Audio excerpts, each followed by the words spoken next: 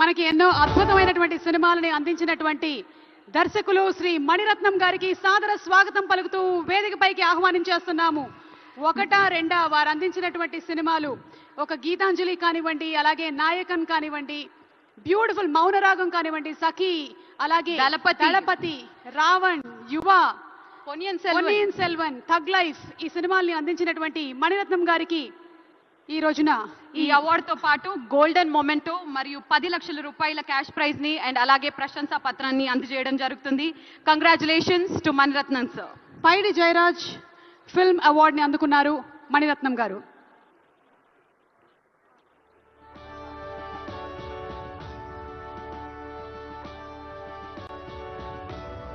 Congratulations Mani Ratnam గారు.